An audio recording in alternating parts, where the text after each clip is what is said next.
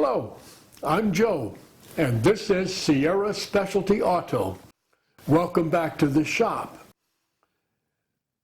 I have seen in other YouTube creators' videos the Quill Wheel for a milling machine made by Tangent Engineering. Looked pretty interesting to me, so I emailed Jim Enos at Tangent Engineering to inquire whether he had a version for the Tree 2 UVR milling machine. That's the one I have. He replied that he did not, but he would like to. So he has sent me, free of charge, a Quill Wheel and a piece of Delrin stock with which to make a new hub. The hubs that he has designed so far have a much larger hole for the quill shaft than is required for my machine, so I need to start with a new piece of stock in order to be able to make a hub that will fit my machine. So let's get over to the roll-around cart, take a look at what Jim said, and we'll have a quick discussion about what I'm going to need to do to make a hub to fit this wheel to my machine. Here's the box Jim sent. Let's take a look. And here is the Quill Wheel. This is his CL1, the first one he made for a certain variation on the Bridgeport mill, to which he refers to as clones. I imagine there's a clone 2 and maybe there'll be a clone 3, because a lot of these have slightly different configurations on the quill. You see here, this is about a 1-inch bore in here for the stub of the quill shaft. My mill has a 3/4 inch bore. Also, instead of pins into holes, it has a spline arrangement. That's an 8-point spline, 3/16 grooves, so that'll be pretty easy to replicate on the rotary table when we get to that point. Jim and I have exchanged some drawings. Jim sent me this with some detailed information about dimensions. Another version that I've annotated with some of my own information, and a drawing I did of the detail of the spline that I need. So we'll refer to that in the process of building this adapter hub. And since I have to have a new piece of material to get a smaller hole, Jim sent a piece of, what is that? I'm going to guess 3 1/4, because I believe that's the finished dimension. This may be a bit larger though. Yep, 3 1/4 plus a hair. So there's a little allowance on there for machining. We can get 3 1/4 out of that. And I'll need more depth out of this. I'll need, I believe it was 2.5 inches of depth. Jim's wheels have, this Clone 1 wheel has 1 3/4 depth, but as you'll see in this picture that I'll put in here, I need more room, more distance between the wheel and the body of the mill, because I have this speed control handle in the way. And in order to have room to get into that handle comfortably with the wheel installed, this hub has to be overall 2.5 inches deep. So let us move over to the lathe and start trying to duplicate these features. I believe I'm going to put a reduced diameter going into the quill in the same, probably a diameter about equal to this original outside hub on my handle, just so the line flows nicely. Just a cosmetic thing. We'll kind of figure that out as we go along. This is all I need in the way of drawings. So let's go to work. We're going to start at the big lathe, of course, because I can fit this stock into the chuck.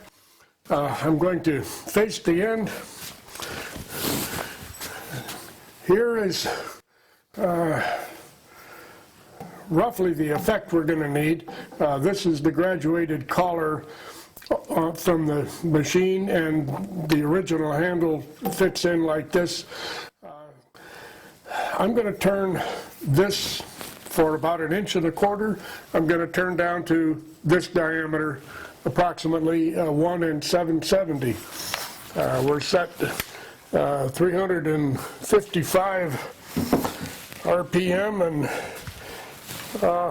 from here I can't read what the feed settings are going to be, but either they'll be something appropriate or I'll change them until they are.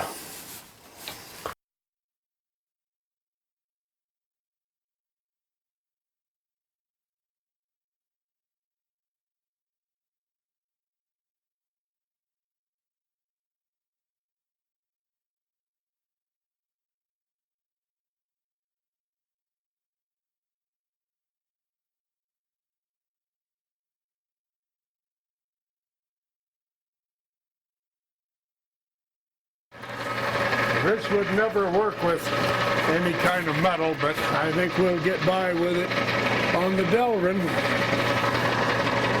Just leave a little bit there for the inevitable facing.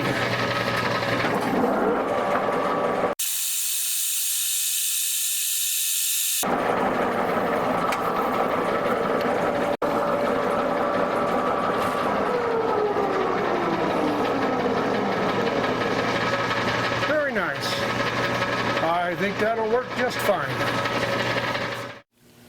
I'm set up here at the small lathe. I've got a split bushing here, just a piece of brass tube that I use for this kind of thing to protect a machine surface. That keeps it from getting vice marks on it, especially on this, or jaw marks, especially on something relatively soft like the Delrin. So I'm going to face off the parting stub here, center drill, and ream for 3/4 inch all the way through this piece to start with.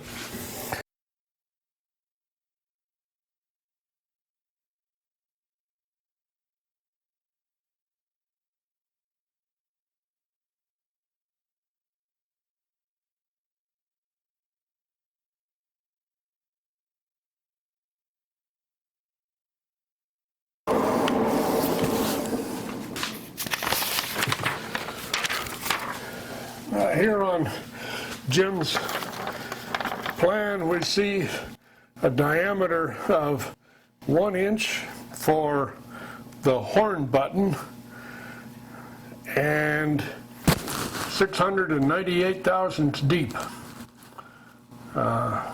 So let's go after that operation now.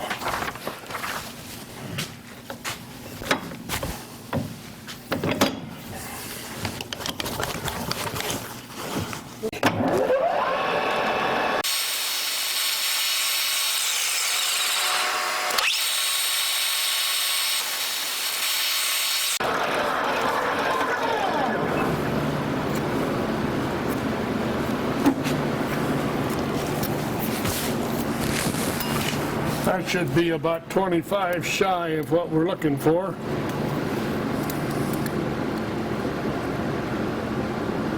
Uh, 27 shy.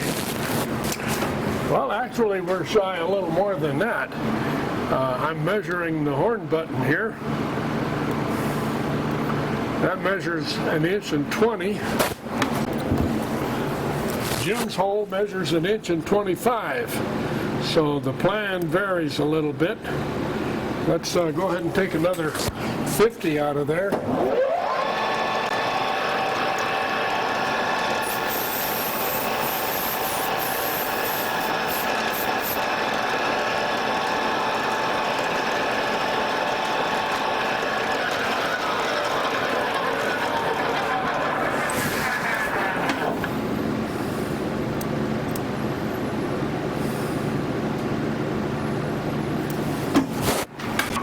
I might need another couple of thousands.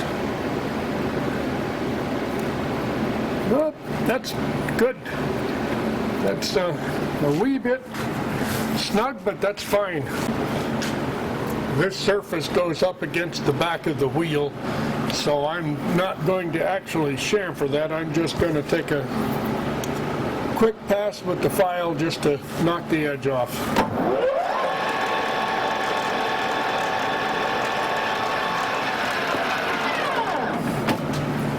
Just like that, and we're done with the lathe work now. Jim's pattern for the retaining screws is a 6-hole pattern, so that's 60 degrees on a 2 3/4 inch circle. So I'll move the DRO 1 3/8 inches, and I'll spot, drill, and tap all the way around. I'll just leave each tool in the machine and chase it around the circle.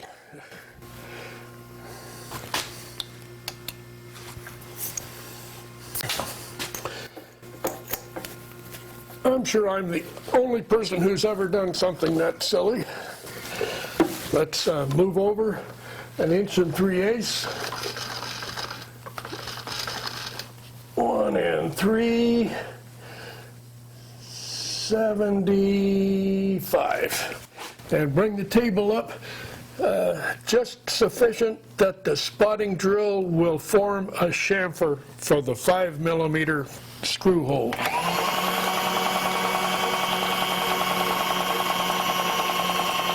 And as I often do, I'm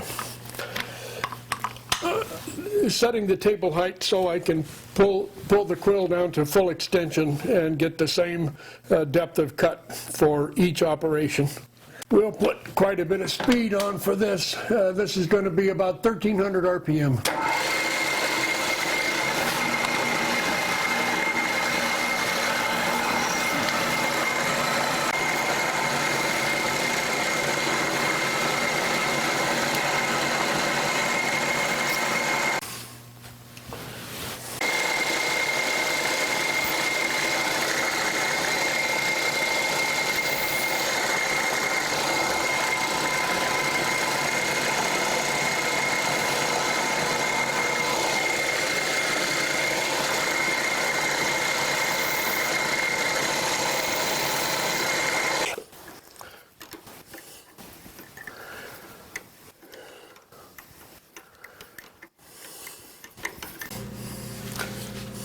Well, there we go. Nice pattern of 6 holes.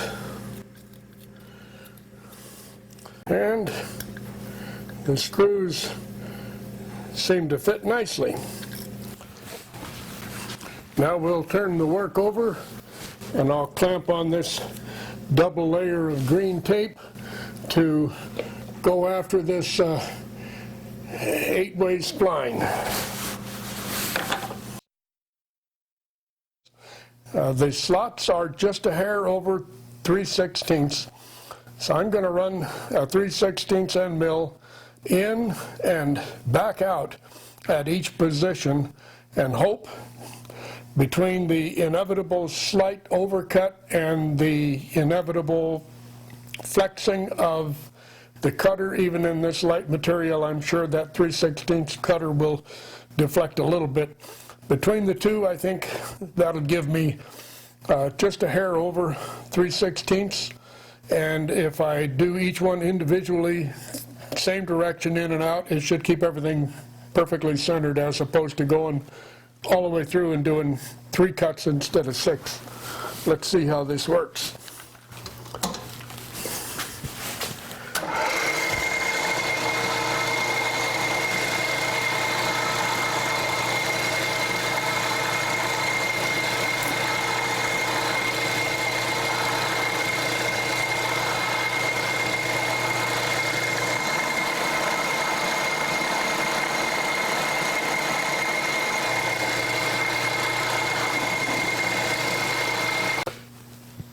Well, I just ruined the part. This is supposed to be an 8-way pattern, and I'm cutting a 60-degree pattern.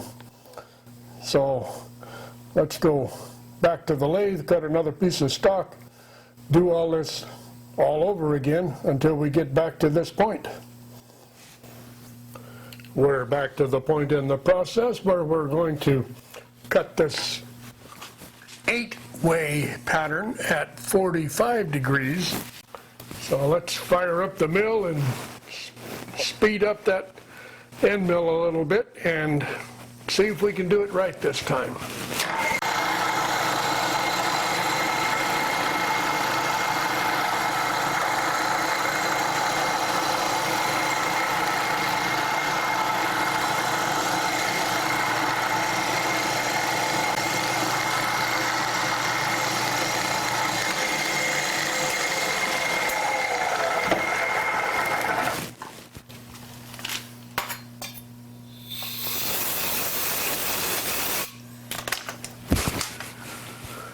Except for needing quite a bit of deburring, that looks pretty good.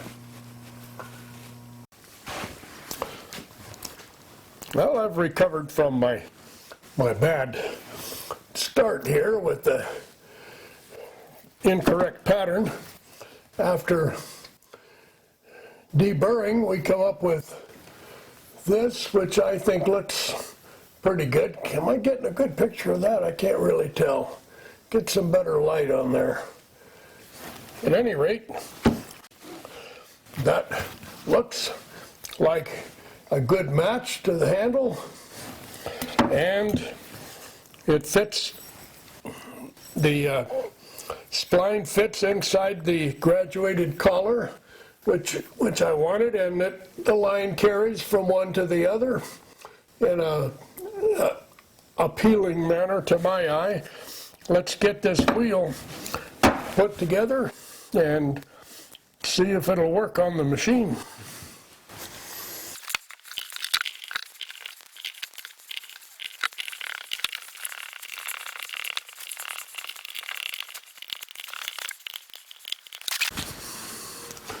Here's the Quill feed shaft, and we see the interlock of the original handle, and here's the new hub. Nice snug fit on there, and the new splines register very nicely. I'm happy with that. How about that? Let's tighten that. Well, first let's go ahead and put the graduated collar back on, because I do want that in place.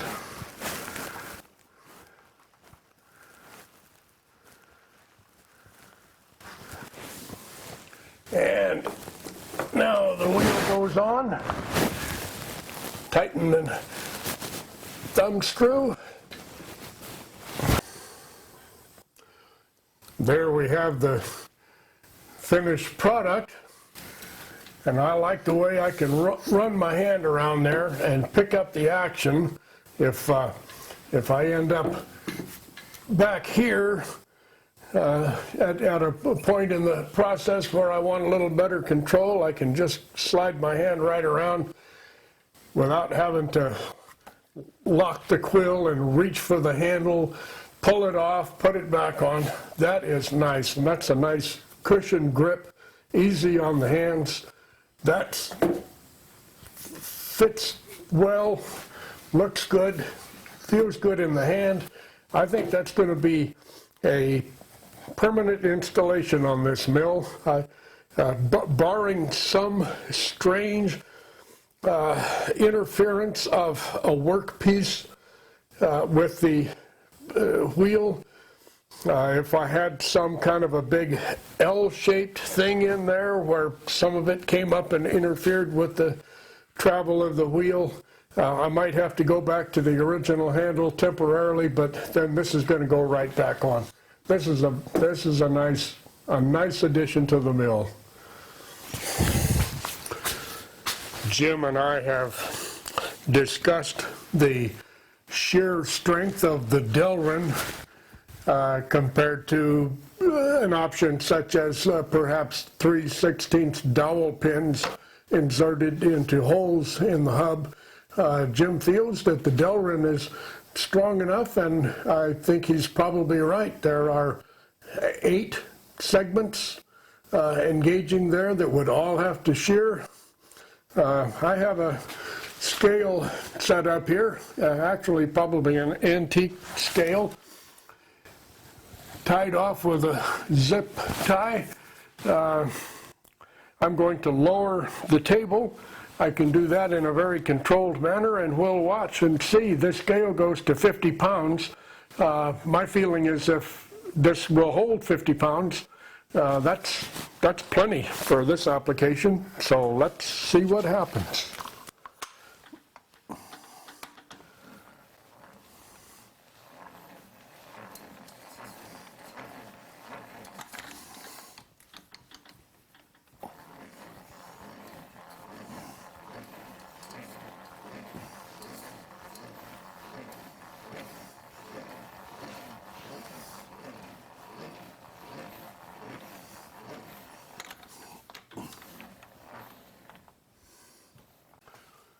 That's all of the travel of the scale. I'm going to put my hand on here and add some.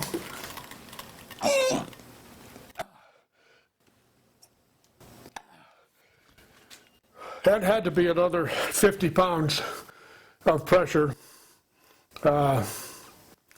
and rock solid. So that Delrin is definitely up to this task. That worked like a charm.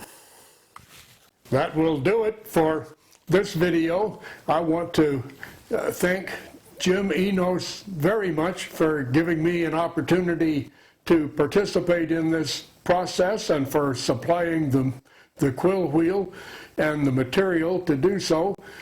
I really like this addition to the mill. I would have been happy to pay for it in the first place. At this moment, my understanding is that the quill wheel is $150.